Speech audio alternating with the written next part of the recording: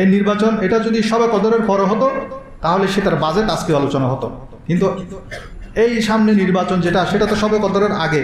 নির্বাচনের ফলাফল কখন হবে? শবে কদরের আগে। তো এই নির্বাচনের ফলাফল সেটা গত শবে কদরের মধ্যে, শবে বরাতের মধ্যে বাজেট হয়ে গেছে এবং শবে কদরের মধ্যে বাজেট পাস হয়ে গেছে। তো গত শবে কদরে যারা দোয়া করে, শবে বরাতে যারা দোয়া করে, নেতৃত্বের জন্য দোয়া করেছেন, তারাই সফল কাম হবে। আজকের শবে বরাতে তাদের জন্য বাজেট হবে না, সেটা গত শবে বরাতে বাজেট হয়ে গেছে। আপনারা হয়তো নিউজের মধ্যে দেখেছেন, জেফ্রি অ্যাপস্টিন নামক এক লোক, সে একটা পাপের স্বর্গ তৈরি করেছেন, দ্বীপ তৈরি করেছেন। হেন কোনো কাজ নাই, অপরাধ নাই সেখানে হয় না। ছোট ছোট শিশু কন্যাদেরকে নিয়ে সেখানে অন্যায়ভাবে তাদের উপর জুলুম করা হয়, অত্যাচার করা হয়, যেটা ভাষায় প্রকাশ করার মতো না, যেটা বলার ভাষা না, যেটা এখন মিডিয়ার মধ্যে প্রচার হয়ে গেছে। আজকে 2-3 দিন যাবৎ এই নিউজগুলা ভরে যাচ্ছে।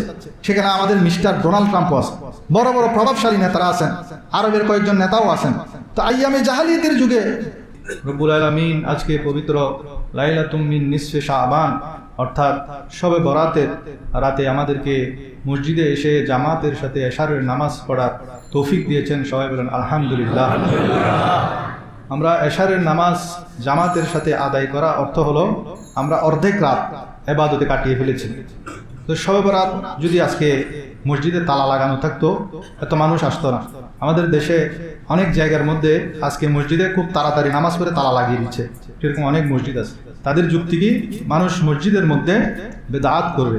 1400 বছর পর্যন্ত মানুষ এই রাতটি পালন করে আসছে। 13 জন সাহাবী থেকে শবে বরাতের গুরুত্ব নিয়ে হাদিস বর্ণিত আছে। 1-2 না, 13 জন সাহাবী থেকে শবে বরাতের হাদিস বর্ণিত আছে। সিহাসিত্তার হাদিসের মধ্যে আলাদা অধ্যায় রচনা করা হয়েছে এই শবে বরাত নিয়ে। কিন্তু এখন আমাদেরকে ধোঁকা দেওয়া হয়, কি বলে শবে বরাত শব্দটি কোরআন হাদিসে নাই।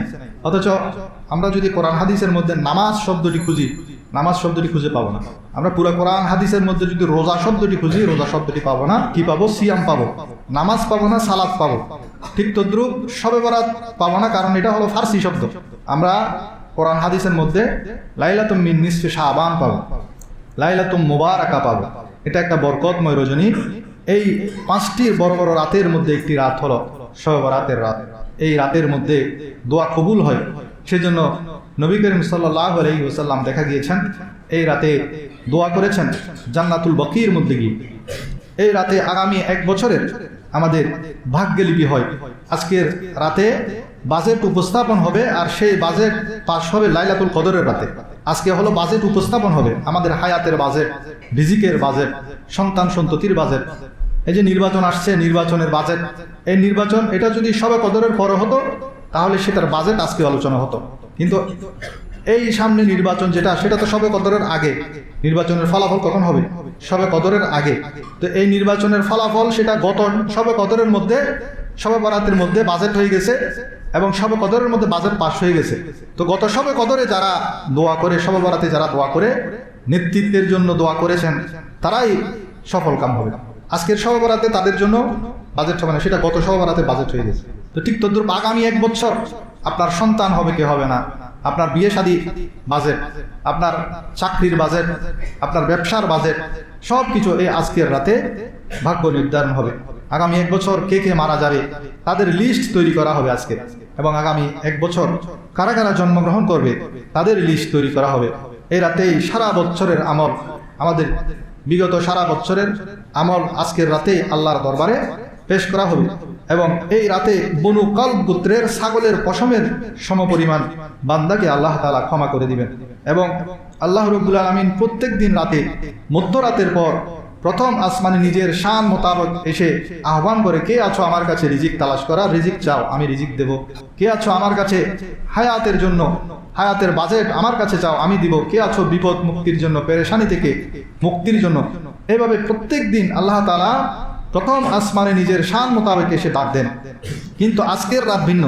আজকে মাগরিবের পর থেকেই এই আহ্বান শুরু হয়ে গেছে। শবে বরাতের রাতে সূর্য ডুবার পর থেকেই এই আহ্বান চলে, কে আছো আমার কাছে রিজিক চাওয়ার রিজিক চাও, কে আছো আমার কাছে হায়াত চাওয়ার হায়াত চাও। এভাবে আল্লাহ তাআলা প্রথম আসমান থেকে নিজের শান মোতাবেক ডাক দিচ্ছেন। এই রাতে আল্লাহ রাব্বুল আলামিন কিছু লোক ছাড়া, কয়েক ধরনের ব্যক্তি ছাড়া বাকি সকল গুনাহগারকে, অগণিত অসংখ্য অপরাধীকে আল্লাহ তাআলা ক্ষমা করে দিবেন। এবং এই শবে বরাতের রাতে এটা এমন একটা রাত, যেই রাতটি পূর্ববর্তী জামানার নবীর উম্মতদেরকে আল্লাহ তাআলা দান করেন নাই। আল্লাহ দয়া করে মেহেরবানি করে উম্মতে মুহাম্মদীকে এই শবে বরাত, শবে কদরের মতো বড় বড় রাত দান করেছেন। সবাই বলেন আলহামদুলিল্লাহ। ইবনে মাজাহ শরীফের একটি হাদিস আছে, হযরত আলী রাদিয়াল্লাহু তাআলা আনহু থেকে বর্ণিত।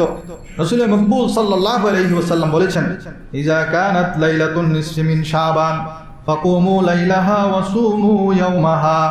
যখন মধ্য শাবানের রাত আসে তখন তোমরা এই রাতে দাঁড়িয়ে নামাজ পড়ো এবং দিনে রোজা রাখো। কুমু লাইলাহা ওয়া সুমু নাহারাহা, রাতের বেলায় তোমরা কিয়াম করো, নামাজ পড়ো এবং দিনের বেলায় রোজা রাখো।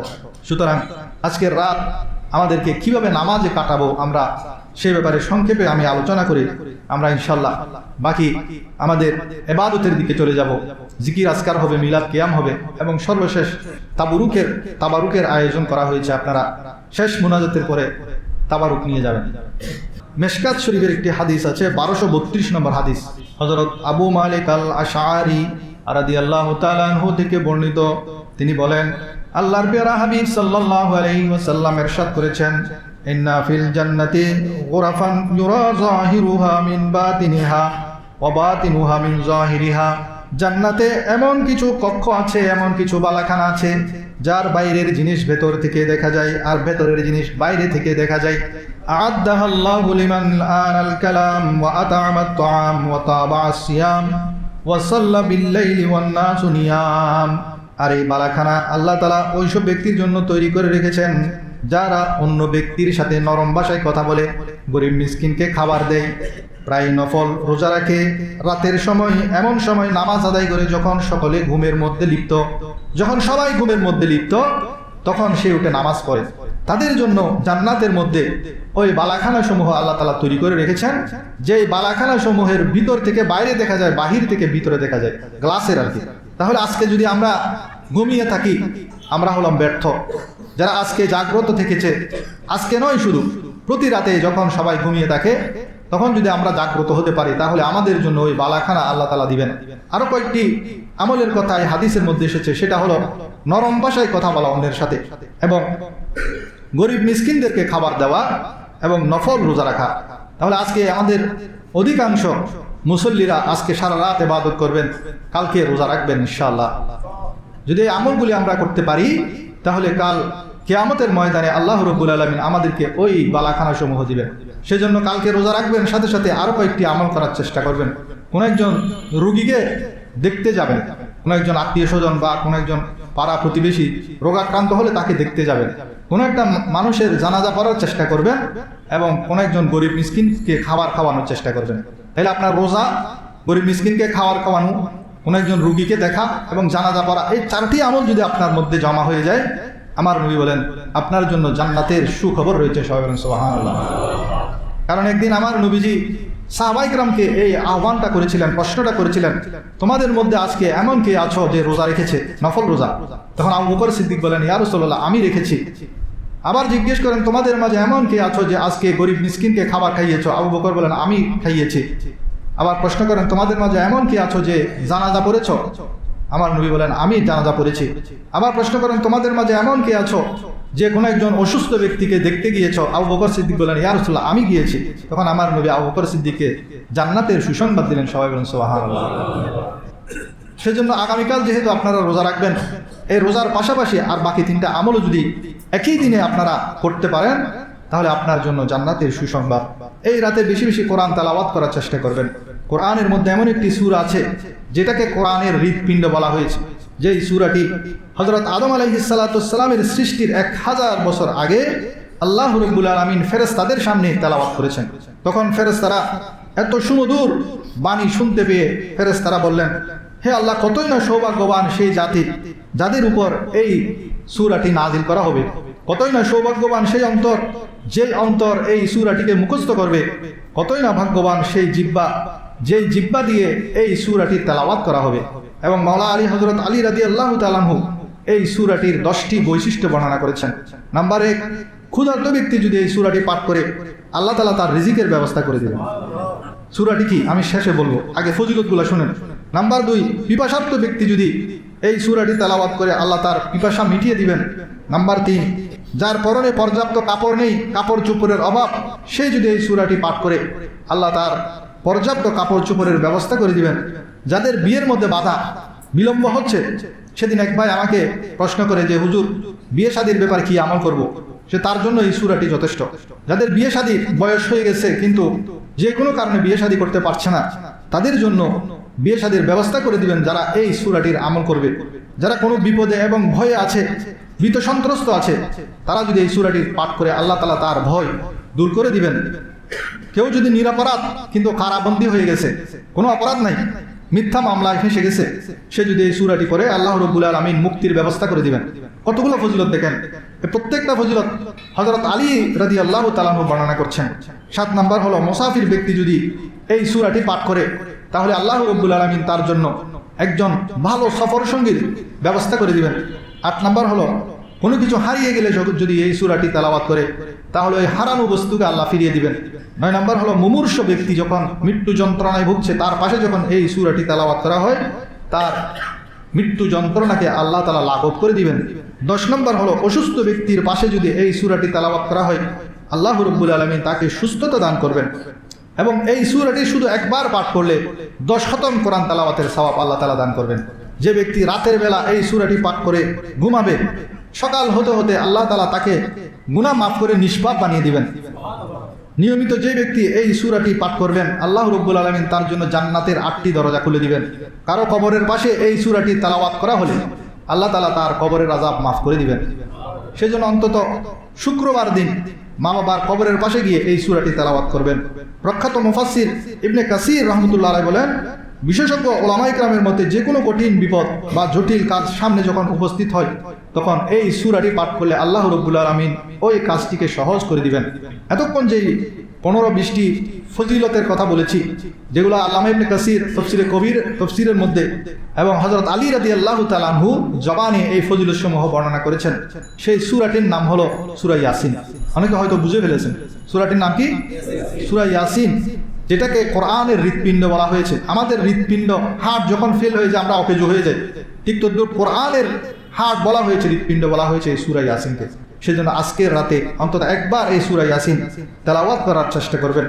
আল্লাহুম্মা সাল্লি আলা সাইয়্যিদিনা মাওলানা মুহাম্মাদ ওয়া আলা আলি সাইয়্যিদিনা মাওলানা মুহাম্মাদ।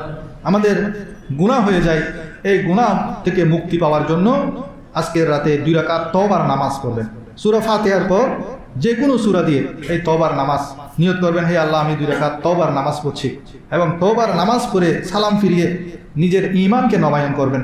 কারণ আমাদের ঈমান বিভিন্ন কুফরি কথার কারণে ঈমান চলে যায়, আমরা বলতে পারি না। সেজন্য ঈমানকে নবায়ন করা অনেক সহজ। শুধু নামাজ থেকে সালাম ফিরিয়ে তওবার নামাজ করে শুধু একবার কলমা পড়বেন, লা ইলাহা ইল্লাল্লাহু মুহাম্মাদুর রাসূলুল্লাহ। ঈমান নবায়নের নিয়তে কলমা পড়বেন, তাহলে আপনার ঈমান নবায়ন হয়ে যাবে। আমরা যদি ঈমান নবায়ন করি তাহলে এর ফজিলত কি? একবার কলমা পড়লে এটার অনেক ফজিলত আছে। একজন অমুসলিম সে যখন একবার কলমা পড়ছে সে মুসলমান হয়ে যাচ্ছে।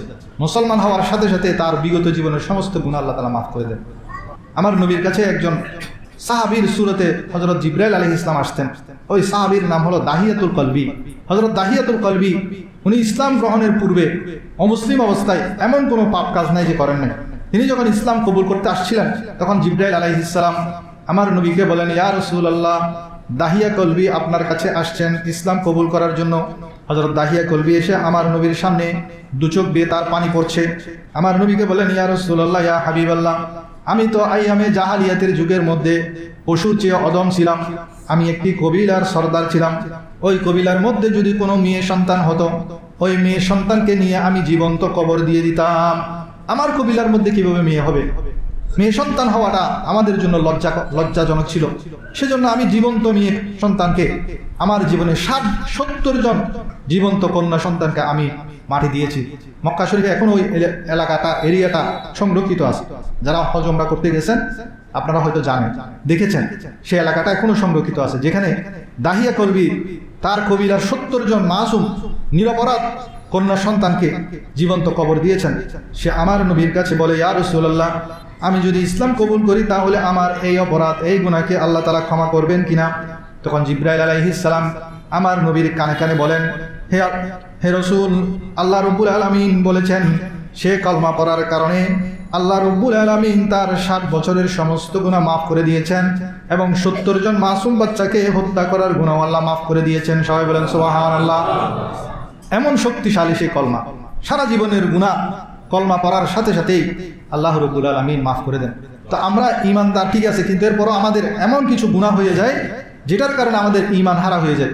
সেজন্য আমাদের এই ধরনের শবে বরাতের সময়, শবে কদরের সময় পারলে প্রতিদিন ঈমানটাকে কলমা পড়ে নবায়ন করা উচিত। হে আল্লাহ, আমি তো জানি না আমার কোনো কুফরি হয়ে গেছে কিনা, আমি আমার ঈমানটা নবায়ন করতে চাই বলে আপনি শুধু একবার আন্তরিকতার সাথে কলমা পড়ে নিন, তাহলে আপনার ঈমানটা নবায়ন হয়ে যাবে। আইয়ামে জাহালিয়াতের যুগের মধ্যে 70 জন কন্যা সন্তানকে হত্যা করেছেন দাহিয়াতুল কলবি। কিন্তু এই আধুনিক সভ্যতার যুগে যাদের পোস্টার, যাদের ছবি আমরা আমাদের ঘরের দেওয়ালের মধ্যে রেখে দিই, যাদেরকে আমরা আইডল মনে করি, যাদেরকে আমরা অনুসরণীয় অনুকরণীয় মনে করি, তাদের ইতিহাসটা এখন আপনারা দেখতেছেন, তাদের স্বভাব চরিত্র দেখতেছেন কিরকম, তাদের নেচার, তাদের স্বভাব। আপনারা হয়তো নিউজের মধ্যে দেখেছেন জেফ্রি অ্যাপস্টিন নামক এক লোক, সে একটা পাপের স্বর্গ তৈরি করেছেন, দ্বীপ তৈরি করেছেন। হেন কোনো কাজ নাই, অপরাধ নাই সেখানে হয় না। ছোট ছোট শিশু কন্যাদেরকে নিয়ে সেখানে অন্যায়ভাবে তাদের উপর জুলুম করা হয়, অত্যাচার করা হয়, যেটা ভাষায় প্রকাশ করার মতো না, যেটা বলার ভাষা না, যেটা এখন মিডিয়ার মধ্যে প্রচার হয়ে গেছে। আজকে 2-3 দিন যাবৎ এই নিউজগুলা ভরে যাচ্ছে। সেখানে আমাদের মিস্টার ডোনাল্ড ট্রাম্পও আছে, বড় বড় প্রভাবশালী নেতারা আছেন, আরবের কয়েকজন নেতাও আছেন। তো আইয়ামে জাহালিয়াতের যুগে, তখন তো অন্ধকার যুগ ছিল, তাদের কাছে কোনো নবী যায় নাই, তারা নবীর সংস্পর্শ পায় নাই, কিতাবের সংস্পর্শ পায় নাই, সেজন্য তারা ভুল করেছে। কিন্তু এখন যারা আমাদেরকে সভ্যতা শিখায়, যাদেরকে আমরা অনুসরণ করি, যাদের কথায় আমরা উঠি আর বসি, তাদের চরিত্র কেমন, তারা মানুষকে, মুসলমানদেরকে নারীর অধিকার শিখায়, কিন্তু তারা কি করছেন সেটা এখন আমাদের সামনে পরিষ্কার হয়ে গেছে। সেজন্য আল্লাহ রাব্বুল আলামিন কোরআনের মধ্যে ইরশাদ করেন, বাল তুসিরুনাল হায়াতাদ দুনিয়া ওয়াল আখিরাতু খায়রুন ওয়া আবকা। বস্তুত তোমরা পার্থিব জীবনকে অগ্রাধিকার দাও, আমরা পার্থিব দুনিয়ার জীবনকে অগ্রাধিকার দেই। ওয়াল আখিরাতু খায়রুন ওয়া আবকা, অথচ পরকালের জীবন হলো উৎকৃষ্ট এবং স্থায়ী। সেজন্য দুনিয়ার মধ্যে আমরা এই ক্ষণস্থায়ী জীবন অতিবাহিত করার সময় আমাদেরকে সব সময় কোরআনের এই আয়াতটি, আল্লাহর এই নির্দেশনাটি আমাদের মনে রাখতে হবে। আমাদের জন্য উৎকৃষ্ট এবং স্থায়ী হলো আখিরাতের জীবন।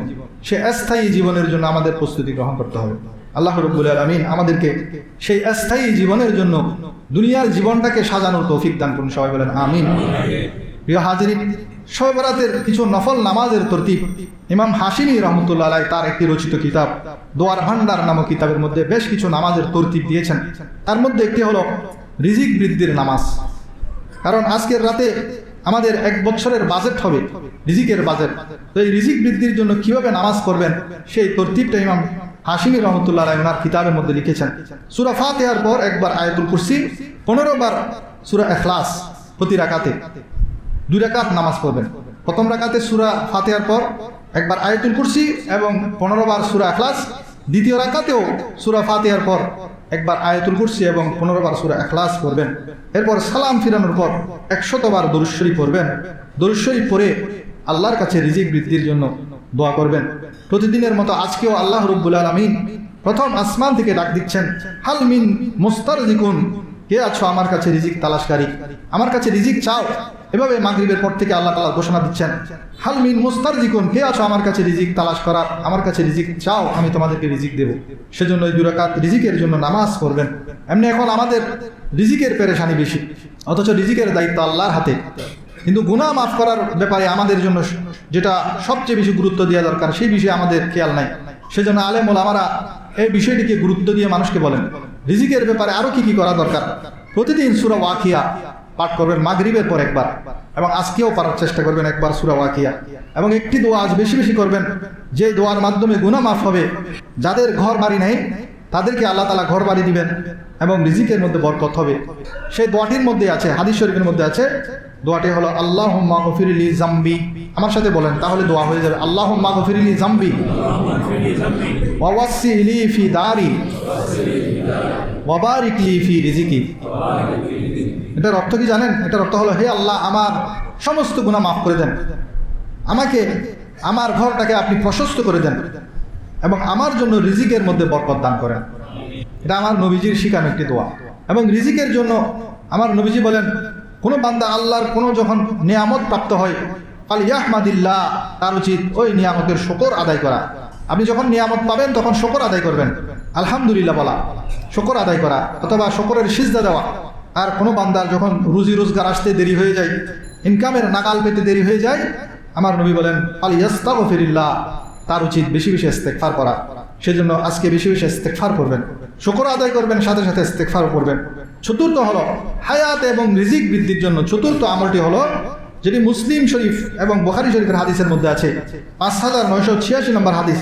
হযরত আনাস রাদিয়াল্লাহু তাআলা আনহু বর্ণনা করেন, আল্লাহর প্রিয় হাবিব সাল্লাল্লাহু আলাইহি ওয়াসাল্লাম ইরশাদ করেন, মান আহাব্বা আন ইউবসাতা লাহু ফি রিজকিহি ওয়া ইউনসা লাহু ফি আসারিহি ফালিয়াসিল রাহিমা। যে ব্যক্তি চায় তার রিজিক বৃদ্ধি প্রাপ্ত হোক এবং হায়াত বৃদ্ধি হোক, রিজিকও বেড়ে যাক, হায়াতও বেড়ে যাক, কেউ যদি চায়, আমার নবী বলেন তার উচিত সে যেন আত্মীয়তার সম্পর্ককে মজবুত করে। আমাদের অনেক আত্মীয় আছে, মনোমালিন্য হয়ে আছে, যোগাযোগ নাই, তাদের সাথে সম্পর্ক বিচ্ছিন্ন, কিন্তু হায়াতের মধ্যে এবং রিজিকের মধ্যে বরকতের জন্য আমার নবী বলেন, কেউ যদি চায় তার হায়াত বৃদ্ধি পাক, রিজিক বৃদ্ধি পাক, তাহলে সে যেন তার আত্মীয়তার সম্পর্কটাকে মজবুত করে। যদি মা বাবার সাথে, ভাই বোনের সাথে, আত্মীয় স্বজনের সাথে কোনো কারণে ঝগড়া হয়, মনোমালিন্য হয়, তাহলে আপনি নিজে উদ্যোগী হয়ে তা মিটিয়ে নেবেন। তাহলে আল্লাহ রাব্বুল আলামিন আপনার হায়াতের মধ্যেও বরকত দান করবেন, রিজিকের মধ্যেও বরকত দান করবেন। 5 নম্বর আমল হলো ঘরে ঢুকার সময় সালাম দিয়া। যখনই ঘরে ঢুকবেন তখনই সালাম দিবেন এবং একবার সূরা ইখলাস পাঠ করবেন। ইমাম শাফি রহমতুল্লাহ আলাইহি রিজিকের ফরাগতির জন্য 4টি অভ্যাসের কথা বলেছেন। নাম্বার 1, নিয়মিত তাহাজ্জুদ নামাজ পড়া। যাদের চাকরি বাকরি হচ্ছে না, ব্যবসায় উন্নতি হচ্ছে না, অথবা চাকরি আছে প্রমোশন হচ্ছে না, আপনি নিয়মিত তাহাজ্জুদ নামাজ পড়েন। 2 নম্বর হলো বেশি বেশি তওবা ইস্তেগফার করা। 3 নম্বর হলো বেশি বেশি দান সদকা করা এবং 4 নম্বর হলো বেশি বেশি জিকির করা। এবং নবী করিম সাল্লাল্লাহু আলাইহি ওয়াসাল্লাম বলেন, আল আমানাতু মিফতাহুর রিজিক, আমানতদারি হলো রিজিকের চাবিকাঠি। আপনাকে যে আমানত দেওয়া হয়েছে সে আমানতের যদি আপনি খেয়ানত না করেন, তাহলে আপনার রিজিক আল্লাহ রাব্বুল আলামিন বৃদ্ধি করে দিবেন। ইমাম হাশিম রহমতুল্লাহ আলাইহি আরেকটি আমলের কথা বলেছেন, সেটা হলো শবে বরাতের রাতে সূরা দুখান 7 বার যদি তেলাওয়াত করে, সূরা দুখান কয়বার? 7 বার যদি তেলাওয়াত করে আল্লাহ রাব্বুল আলামিন তার 70টি অভাব, দুনিয়ার অভাব এবং 70টি আখিরাতের অভাব পূরণ করে দেবেন। সুবহানাল্লাহ। এবং কবর আযাব থেকে মুক্তির জন্য আজকের রাতে 8 রাকাত নামাজের কথা বলে লিখেছেন। 2 রাকাত করে 8 রাকাত নামাজ এমনভাবে আদায় করবেন, প্রত্যেক রাকাতে সূরা ফাতিহার পর 10 বার সূরা ইখলাস। 2 রাকাত করে প্রত্যেক রাকাতে সূরা ফাতিহার পর 10 বার সূরা ইখলাস। এবং সাধারণ নিয়ম যেটা আমরা পড়ি সেটা হলো, প্রথম রাকাতে সূরা ফাতিহার পর ইন্না আনজালনা একবার এবং দ্বিতীয় রাকাতে সূরা ফাতিহার পর 3 বার সূরা ইখলাস। এভাবে 12 রাকাত নামাজ। অন্যান্যগুলো বাদ দিলেও এই 12 রাকাত নামাজ অবশ্যই করবেন। এবং আজকের রাতে সালাতুত তাসবিহ আদায় করার চেষ্টা করবেন। সালাতুত তাসবিহর মধ্যে একটি তাসবিহ প্রতি রাকাতে 75 বার করে 4 রাকাত নামাজের মধ্যে 300 বার এই তাসবিহটি পড়া হয়। সুবহানাল্লাহি ওয়াল হামদুলিল্লাহি ওয়া লা ইলাহা ইল্লাল্লাহু আল্লাহু আকবার। এই তাসবিহটি কয়বার পড়বেন? 75 বার। প্রথমে নিয়ত বেঁধে সানা পড়বেন, সানা পড়ে 15 বার সূরা ফাতিহার সাথে যে কোনো একটা সূরা পড়ে রুকুর আগে 10 বার, রুকুর মধ্যে রুকুর তাসবিহ বলে 10 বার, প্রথম সিজদার মধ্যে সিজদার তাসবিহ বলে 10 বার, 2 সিজদার মাঝখানে 10 বার, দ্বিতীয় সিজদায় 10 বার, মোট 75 বার। এভাবে 4 রাকাত নামাজ সালাতুত তাসবিহ এটা পড়ার চেষ্টা করবেন। এবং হাজত পূরণের জন্য যে কোনো ইচ্ছা, আপনার অনেক ইচ্ছা আছে পূরণ হয় না, ইচ্ছা পূরণের জন্য শাহ ওলিউল্লাহ মুহাদ্দিস দেহলভী রহমতুল্লাহ আলাইহি, যিনি এই উপমহাদেশের মধ্যে হাদিস শাস্ত্রের বীজ বপন করেছেন, তিনি 4 রাকাত নামাজের তরতিব বলেছেন। সে নামাজটা আজকে পড়তে পারেন, তাহলে আপনার যে কোনো হাজত, যে কোনো মনের আকাঙ্ক্ষা নিশ্চিতভাবে আল্লাহ তাআলা পূরণ করে দিবেন। সেটা পড়ার তরতিব হলো, প্রথম রাকাতের মধ্যে আপনি সূরা ফাতিহার পর 100 বার পড়বেন রাব্বি আন্নী মাসানিয়াদ দুররু ওয়া আনতা আরহামুর রাহিমিন। এটা কোরআনের একটা আয়াত, রব্বি আন্নী মাসানিয়াদ দুররু ওয়া আনতা আরহামুর রাহিমিন 100 বার। দ্বিতীয় রাকাতে সূরা ফাতিহার পর ওয়া উফাউযিদু আমরি ইলাল্লাহ ইন্নাল্লাহা বাসীরুম বিল ইবাদ 100 বার। তৃতীয় রাকাতে সূরা ফাতিহার পর আবার প্রথম রাকাতে যেই আয়াতটি পড়েছেন রব্বি আন্নী মাসানিয়াদ দুররু ওয়া আনতা আরহামুর রাহিমিন, এবং চতুর্থ রাকাতে সূরা ফাতিহার পর 100 বার পড়বেন হাসবুনাল্লাহু ওয়া নি'মাল ওয়াকিল নি'মাল মাওলা ওয়া নি'মান নাসির। 4 রাকাত পরে যখন সালাম ফিরাবেন সালাম ফিরিয়ে 3 বার দরুদ শরীফ পড়বেন। দরুদ শরীফ পড়ে আপনি আবার 100 বার পড়বেন। এটা সালাম ফিরানোর পর, রব্বি আন্নি মাগলুবুন ফান্তাসির, রব্বি আন্নি মাগলুবুন ফান্তাসির, রব্বি আন্নি মাগলুবুন ফান্তাসির। এভাবে আপনি 4 রাকাত নামাজ পড়ে যখন আপনি আল্লাহর কাছে দোয়া করবেন, আপনার যে কোনো হাজত, শাহ ওলিউল্লাহ মুহাদ্দিস দেহলভী রহমতুল্লাহ আলাইহি বলেন যে আল্লাহ রাব্বুল আলামিন আপনার সকল হাজত পূরণ করে দিবেন। এবং এই নামাজটি পড়ার সবচেয়ে উপযুক্ত সময় হলো এশারের নামাজ থেকে তাহাজ্জুদের ওয়াক্ত, সেহরির শেষ সময় পর্যন্ত, শোবে সাদিকের আগ পর্যন্ত। তা আজকের রাতে এই নামাজটি পড়ার চেষ্টা করবেন যে কোনো হাজতের জন্য। এবং বিশেষ করে যাদের জীবনে অনেক কাজা নামাজ রয়ে গেছে, তারা নফল নামাজ না পড়ে, অনেক ওলামায়ে কেরাম বলেন কাজা নামাজ পড়াটা তার জন্য উত্তম। ফরজের কাজা নামাজ, আপনার একদিনে ফরজ নামাজ সাথে সাথে বিতির নামাজও, বিতিরেরও কাজা করতে হবে। তো আপনি নফল না পড়ে আপনি আপনার জীবনের, আমার জীবনের প্রথম ফজরের কাজা নামাজ, আমার জীবনের প্রথম জোহরের কাজা নামাজ এভাবে শুধু পড়তে থাকবেন। এবং শবে বরাতের মধ্যে দোয়া কবুল হওয়ার জন্য সবচেয়ে উপযুক্ত একটা উপায় হাদিস শরীফের মধ্যে আছে। যখন আল্লাহর প্রিয় হাবিব সাল্লাল্লাহু আলাইহি ওয়াসাল্লাম বলেন, যখন কোনো ভাই তার অনুপস্থিত ভাইয়ের জন্য দোয়া করে, তখন ফেরেশতা ওই ব্যক্তির জন্য দোয়া করা আরম্ভ করে। ধরেন আপনার একজন ভাই এখানে নাই, সে বিদেশে থাকে, আপনি দোয়া করলেন, হে আল্লাহ আমার ভাই, ধরেন তার নাম আব্দুল্লাহ, হে আল্লাহ আমার আব্দুল্লাহ ভাইয়ের অভাব দূর করে দেন। তাহলে ফেরেশতার সাথে সাথে আল্লাহর কাছে দোয়া করে, হে আল্লাহ এই ব্যক্তিটি তার অনুপস্থিত ভাইয়ের জন্য দোয়া করছে, আল্লাহ তার অনুপস্থিত ভাইয়ের অভাবও দূর করে দাও এবং যে দোয়া করছে তার অভাবও দূর করে দাও। তা আমার দোয়া, আপনার দোয়া হয়তো কবুল নাও হতে পারে, কিন্তু ফেরেশতা যেটা করছেন সেটা সাথে সাথে কবুল হয়ে যাবে। সেজন্য আমাদের আজকে নিজেদের দোয়ার পাশাপাশি অনুপস্থিত যারা আছে এখানে, যারা এখানে নাই, যারা দূরে আছেন, অনুপস্থিত আছেন, সে জানেও না আপনি তার জন্য দোয়া করছেন, সেই ধরনের অনুপস্থিত ভাই বেরাদার আত্মীয় স্বজন সকলের জন্য দোয়া করবেন। তাহলে আল্লাহ রাব্বুল আলামিন দ্রুত আপনার দোয়া কবুল করে নেবেন। এবং শবে বরাতের রাতে আত্মীয় স্বজনের কবর জিয়ারত করা এটা সুন্নত। আজকের রাতের একটা সুন্নত আমল হলো কবর জিয়ারত করা। সেজন্য যাদের আত্মীয় স্বজন আছে, মা বাবা আছে, তাদের কবরস্থানে গিয়ে জিয়ারত করবেন। অনেকে আছে কবর জিয়ারতের নামে শুধু বাইরে বাইরে ঘুরে চায়ের দোকানে আড্ডা দেয়। এটা না করে শুধু মক্ষম জায়গায় গিয়ে জিয়ারত করে এসে বাকি ইবাদত করবেন, জিকির আজকার করবেন। এবং অল্প সময়ে নেকি বেশি হাসিল করার কিছু টিপস আমাদের জেনে রাখা দরকার। যেমন আপনি সূরা জিলজাল, ছোট্ট একটি সূরা, এটা যদি 2 বার পড়েন তাহলে 1 খতম কোরআনের সওয়াব। আমরা তো শুধু জানি একটা সূরা ইখলাস 3 বার পড়লে 1 খতম কোরআনের সওয়াব, কিন্তু সূরা জিলজাল যদি 2 বার পড়েন 1 খতম কোরআনের সওয়াব। যদি সূরা আদিয়াত 2 বার পড়েন, আল আদিয়াতি দাবাহান ফাল মুরিয়াতি কাদাহান, এগুলো ছোট ছোট সূরা, এটা 2 বার পড়লে 1 খতম কোরআনের সওয়াব। সূরা তাকাসুর যদি 1 বার পড়েন, কোরআনের 1000 আয়াত তেলাওয়াতের সওয়াব। আলহাকুমুত তাকাসুর হাত্তা জুরতুমুল মাকাবির, এটা যদি 1 বার পড়েন 1000 আয়াতের সওয়াব পেয়ে যাবেন। এগুলো আজকে আমল করবেন। সূরা কাফিরুন, কুল ইয়া আইয়ুহাল কাফিরুন লা আ'বুদু মা তা'বুদুন, এই ছোট্ট সূরাটি যদি 4 বার পড়েন 1 খতম কোরআনের সওয়াব। সূরা নাসর, ইজা জাআ নাসরুল্লাহি ওয়াল ফাত, এগুলো সবাই মুখস্থ, 4 বার পড়লে 1 খতম কোরআনের সওয়াব। সূরা ইখলাস 3 বার পড়লে 1 খতম কোরআনের সওয়াব। এবং বিশেষ জিকির 10 বার, লা ইলাহা ইল্লাল্লাহু ওয়াহদাহু লা শারীকা লাহু লাহুল মুলকু ওয়া লাহুল হামদু ওয়া হুয়া আলা কুল্লি শাইইন কাদির, এটা যদি আপনি 10 বার পড়েন তাহলে 8 জন দাস মুক্ত করার সওয়াব আল্লাহ তাআলা আপনাকে দান করবেন। এবং 100 বার যদি সুবহানাল্লাহি ওয়া বিহামদিহি, সুবহানাল্লাহি ওয়া বিহামদিহি 100 বার পাঠ করেন, আপনার জীবনে সমুদ্রের ফেনা পরিমাণ যদি গুনাহ থাকে সেই গুনাহ আল্লাহ মাফ করে দিবেন। এবং আল্লাহর কাছে সবচেয়ে প্রিয় একটি বাক্য হাদিস শরীফের মধ্যে আছে, আল্লাহর কাছে সবচেয়ে প্রিয় বাক্য কোনটা? সেটা হলো সুবহানাল্লাহি ওয়া বিহামদিহি সুবহানাল্লাহিল আযীম। এটা পড়বেন বেশি বেশি, সুবহানাল্লাহি ওয়া বিহামদিহি সুবহানাল্লাহিল আযীম। এছাড়া সুবহানাল্লাহ, আলহামদুলিল্লাহ, আল্লাহু আকবার, এগুলো তো আছেই।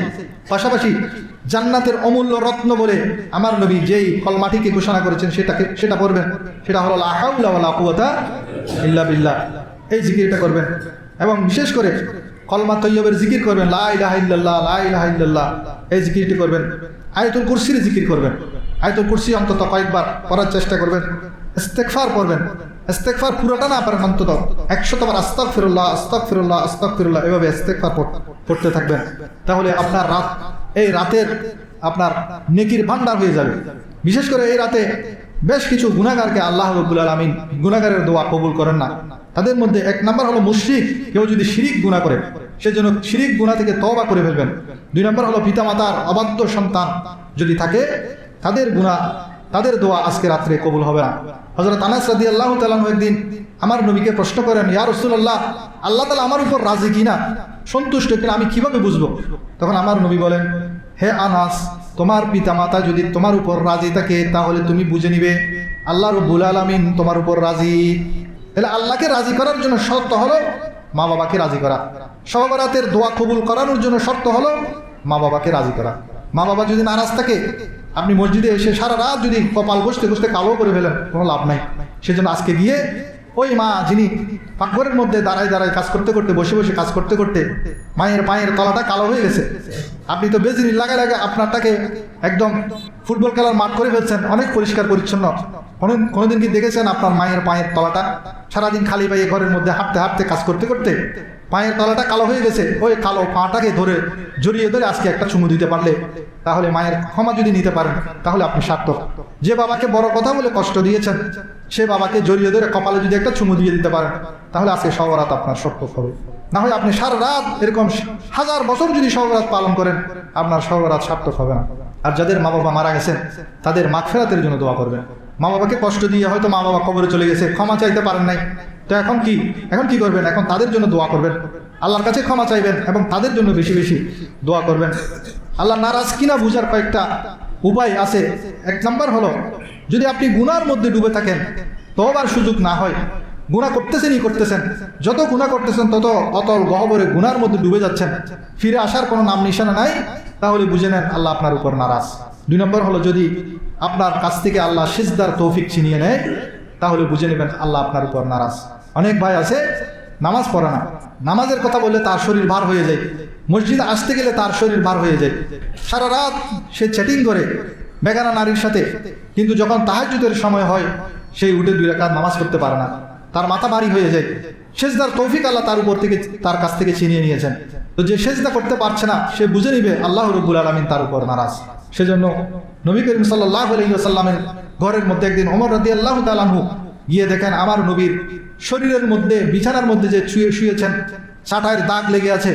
তখন ওমর রাদিয়াল্লাহু তাআলা আনহু আমার নবীকে জিজ্ঞেস করেন, ইয়া রাসূলুল্লাহ, কিসরা এবং কাইসার, ইরান এবং পারস্য, ওই সমস্ত বড় বড় রাজাদিরাজ, তারা তো স্বর্ণের পালঙ্কের মধ্যে ঘুমায়, আর আপনি রহমতুল্লিল আলামিন, 2 জাহানের বাদশা নবী হয়ে আপনি কেন এমন বিছানার মধ্যে ঘুমাচ্ছেন, এত কষ্ট করে ঘুমাচ্ছেন, আপনার শরীরের মধ্যে চাটাইয়ের দাগ পড়ে গেছে।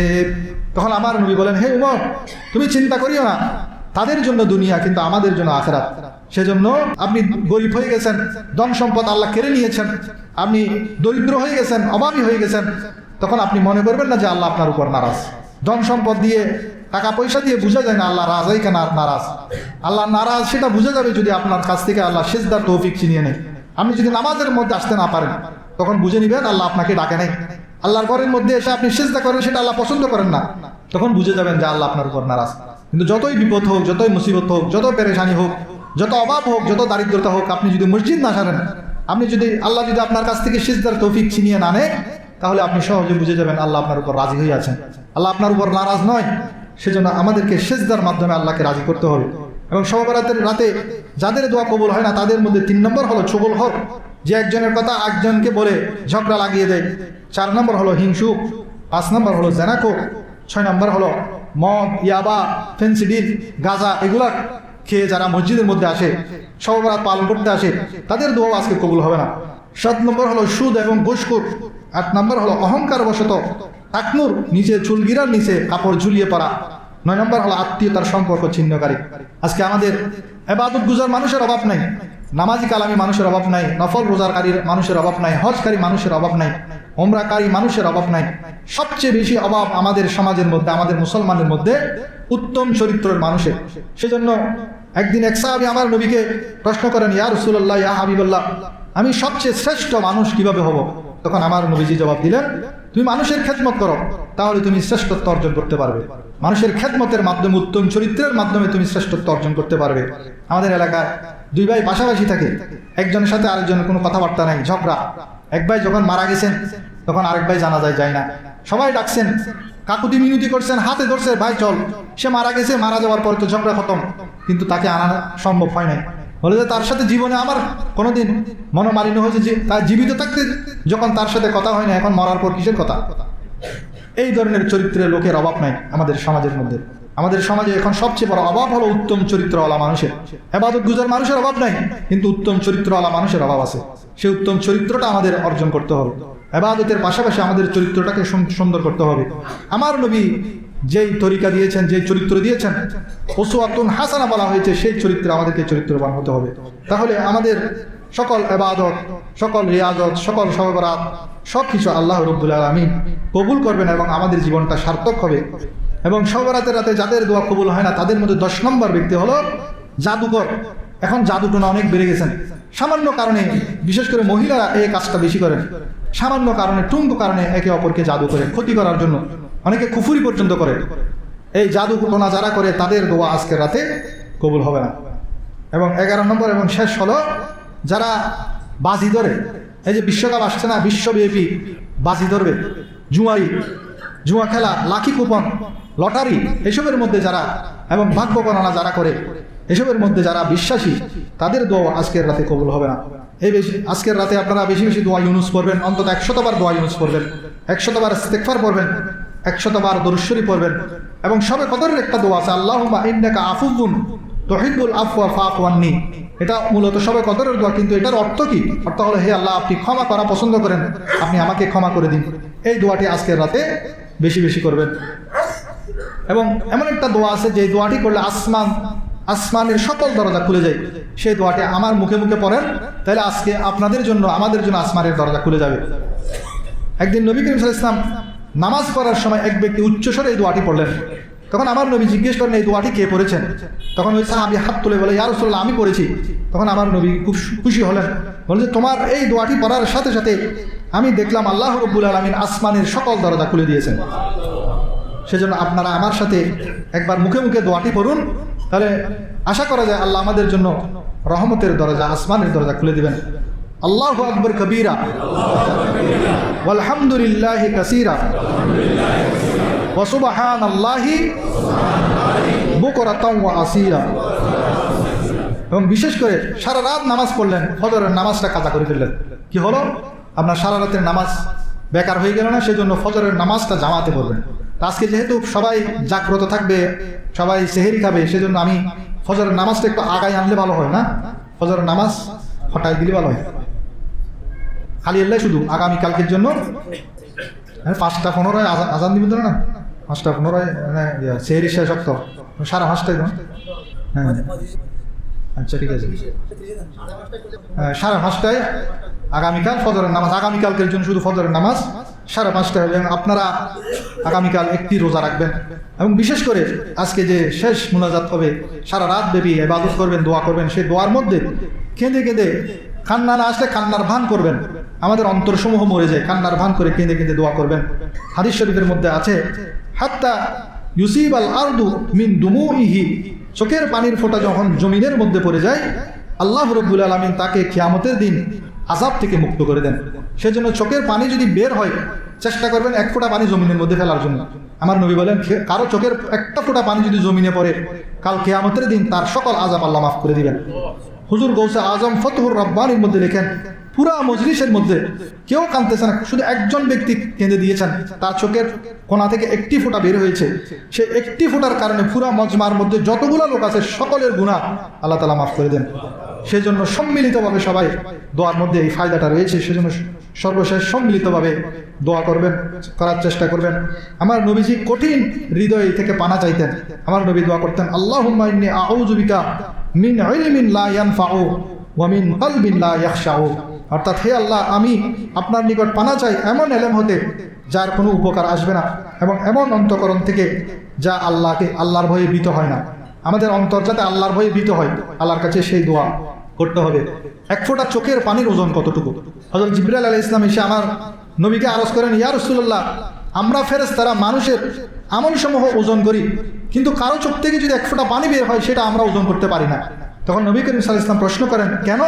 তখন জিবরাইল আলাইহিস সালাম বলেন, ইয়া রাসূলুল্লাহ, আল্লাহ চোখের পানির মধ্যে এত বেশি প্রতিদান দান করেছেন যা মিজানের আল্লাহর মধ্যে ভারী হয়ে যাবে। মিজান সেটাকে ওজন করা সম্ভব হয় না। সবাই বলেন সুবহানাল্লাহ। কারণ কি?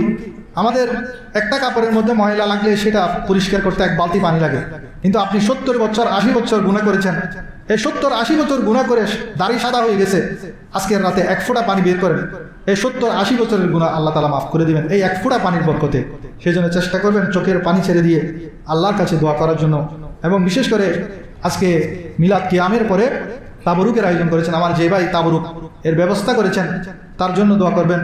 এবং আরেকটা সুখবর হলো আপনাদের জন্য, আমাদের ওই ভাইটি, ওনার নাম কি যে, রিয়াদ ভাই, রিয়াদ ভাই খুব ভালো একটা উদ্যোগ নিয়েছেন। আমাদের মসজিদের ইমাম সাহেবের মাধ্যমে রমজান মাস ব্যাপী পুরো মাসে যে কোরআন শিক্ষার ব্যবস্থা করেছেন, প্রত্যেক রোজা বাদে জোহর 1 ঘন্টা 1 ঘন্টা এখানে ফ্রি কোরআন শিক্ষার ব্যবস্থা করা হয়েছে। যারা কোরআন পড়েছেন অনেক আগে ভুলে গেছেন, তাদের জন্য এটা সুযোগ, লজ্জার বিষয় না, এখানে সবাই আসবেন, আপনি জানলেও আসবেন, না জানলেও আসবেন।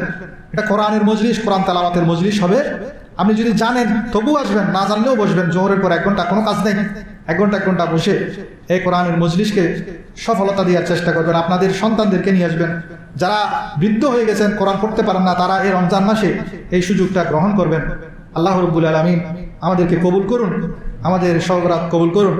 আগামী 1 বছর আমাদের ভাগ্যকে সুপ্রসন্ন করুন, আমাদের হায়াতে বরকত দান করুন, আমাদের রিজিকে বরকত দান করুন, আমাদের ইলম আমলে জীবনের সকল ক্ষেত্রে বরকত দান করুন, আমিন। এখন আপনারা সওরাতের নামাজ যদি একাকী পড়েন, আমি বলবো সেটা আফজল হবে, একাকী পড়াটা উত্তম। 2 রাকাত 2 রাকাত করে নামাজ পড়েন। আর যে সমস্ত নামাজের তরতিব বলেছি সেগুলো আপনারা সেই মোতাবেক আমল করবেন, জিকির আজকার করবেন, কোরআন তেলাওয়াত করবেন, দোয়া মুনাজাত করবেন। আপনার আগামী 1 বছরের বাজেট যেহেতু আজকে হবে, আজকে যা চেয়ে নিতে পারেন, কাকতি মিনতি করে চোখের পানি ছেড়ে অনুপস্থিত ভাইদের জন্য দোয়া করবেন। যেটা আপনার কাছে অভাব, সেই অভাবটা আপনার জন্য দোয়া না করে আপনার অনুপস্থিত ভাইয়ের জন্য করেন। হে আল্লাহ, আমার অমুক ভাই অভাবী, তার অভাব দূর করে দেন। এটা অটোমেটিক আপনার অভাবও দূর হয়ে যাবে, কারণ ফেরেশতা তখন আপনার জন্য দোয়া করবে। তো এই টেকনিকগুলো অবলম্বন করে আজকের সারা রাত কাটানোর চেষ্টা করবেন।